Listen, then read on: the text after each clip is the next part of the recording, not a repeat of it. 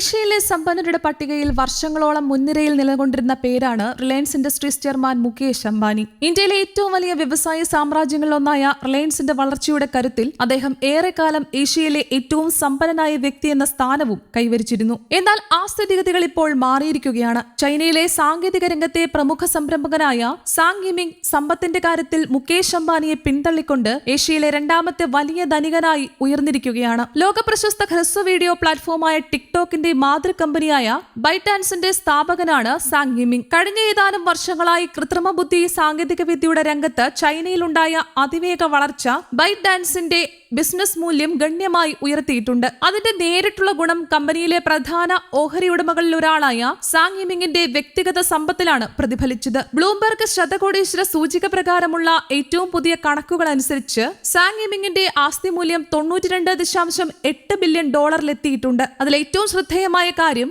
2019 മാർച്ചിൽ ബ്ലൂംബെർഗ് ആദ്യമായി അദ്ദേഹത്തിന്റെ സമ്പത്ത് കണക്കാക്കാൻ തുടങ്ങിയപ്പോൾ അത് വെറും $13 ബില്യൺ മാത്രമായിരുന്നു. 7 വർഷത്തിനുള്ളിൽ 7 ഇരട്ടിയിലധികം വളർച്ചയാണ് അദ്ദേഹത്തിന്റെ സമ്പത്തിൽ രേഖപ്പെടുത്തിയിരിക്കുന്നത്. ആഗോള സാങ്കേതിക മേഖലയിലെ ഏറ്റവും വേഗത്തിൽ സമ്പത്ത് വർദ്ധിപ്പിച്ച വ്യക്തികളിൽ ഒരാളായി ഇതോടെ സാങ് യിമിങ് മാറിയിരിക്കുകയാണ്. ടിക്ടോക്കിന്റെ ആഗോള വിജയമാണ് ബൈറ്റ്ഡാൻസിന്റെ വളർച്ചയുടെ പ്രധാന അടിത്തറ. കോടിക്കണക്കിന് ഉപഭോക്താക്കളെ സ്വന്തമാക്കിയ ഈ പ്ലാറ്റ്ഫോം കമ്പനിയുടെ വരുമാനത്തിലും വിപണി മൂല്യത്തിലും വലിയ കുതിപ്പാണ് സൃഷ്ടിച്ചത്. അതിനൊപ്പം തന്നെ കൃത്രിമ ബുദ്ധി രംഗത്ത് ബൈറ്റാൻസ് വികസിപ്പിച്ച ഡോബൌ എന്ന സംഭാഷണാധിഷ്ഠിത കൃത്രിമ ബുദ്ധി സംവിധാനവും വൻ സ്വീകാര്യത നേടിക്കൊണ്ടിരിക്കുകയാണ്. പ്രതിമാസം 30 കോടിയിലധികം സജീവ ഉപഭോക്താക്കളുള്ള ഡോബൌ ഇന്ന് ചൈനയിലെ ഏറ്റവും ജനപ്രിയമായ കൃത്രിമ ബുദ്ധി അധിഷ്ഠിത സംഭാഷണ സംവിധാനങ്ങളിൽ ഒന്നായി മാറിയിട്ടുണ്ട്. കൃത്രിമ ബുദ്ധി സേവനങ്ങൾക്കുള്ള വർദ്ധിച്ചുവരുന്ന ആവശ്യകത കമ്പനിയുടെ ഭാവി വളർച്ചയെക്കുറിച്ചുള്ള നിക്ഷേപകരുടെ പ്രതീക്ഷകൾ കൂടുതൽ ശക്തമാക്കുകയും ചെയ്തിട്ടുണ്ട്. വിപണി വിദഗ്ധരുടെ വിലയിരുത്തലിൽ ടിക്ടോക്കിന്റെയും ചൈനയിലെ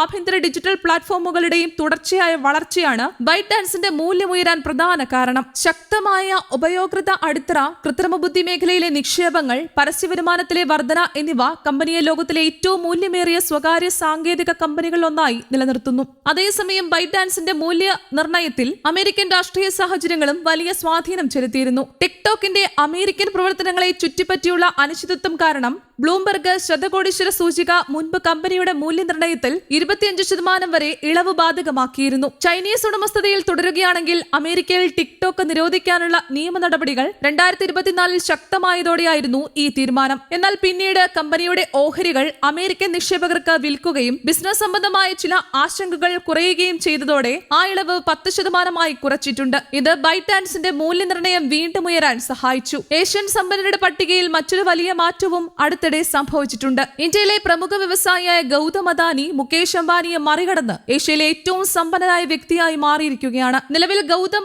അദാനിയുടെ ആസ്തി മൂല്യം $117.4 ബില്യൺ ആണെന്ന് കണക്കുകൾ സൂചിപ്പിക്കുന്നു. അതേസമയം മുകേഷ് അംബാനിയുടെ സമ്പത്ത് $86.9 ബില്യൺ ആണ്. ഇതോടെ ഏഷ്യയിലെ സമ്പന്നരുടെ പട്ടികയിൽ 1-ാം സ്ഥാനത്ത് ഗൗതം അദാനിയും 2-ാം സ്ഥാനത്ത് സാങ് യിമിങ്ങും 3-ാം സ്ഥാനത്ത് മുകേഷ് അംബാനിയും എത്തി. സാങ്കേതിക വിദ്യ, കൃത്രിമ ബുദ്ധി, ഡിജിറ്റൽ പ്ലാറ്റ്ഫോമുകൾ എന്നിവയെ ചുറ്റിപ്പറ്റി രൂപം കൊള്ളുന്ന പുതിയ സാമ്പത്തിക ശക്തി കേന്ദ്രങ്ങൾ ലോകത്തെ സമ്പന്നരുടെ പട്ടികയിൽ വലിയ മാറ്റങ്ങൾ സൃഷ്ടിക്കുകയാണെന്നതിന്റെ ഏറ്റവും പുതിയ ഉദാഹരണമാണ് സാങ് യിമിങ്ങിന്റെ ഈ മുന്നേറ്റം. സാങ്കേതിക നവീകരണങ്ങളും കൃത്രിമ ബുദ്ധിയും ആഗോള സാമ്പത്തിക രംഗത്തെ പുതിയ ശക്തിയായി മാറുന്ന സാഹചര്യത്തിൽ പരമ്പരാഗത വ്യവസായങ്ങളെക്കാൾ ഡിജിറ്റൽ മേഖലയിൽ പ്രവർത്തിക്കുന്ന സംരംഭകരുടെ സമ്പത്ത് അതിവേഗം വർദ്ധിക്കുന്നുവെന്ന പ്രവണതയും ഇതിലൂടെ വ്യക്തമാണ്. News desk, Kerala Kaumudi.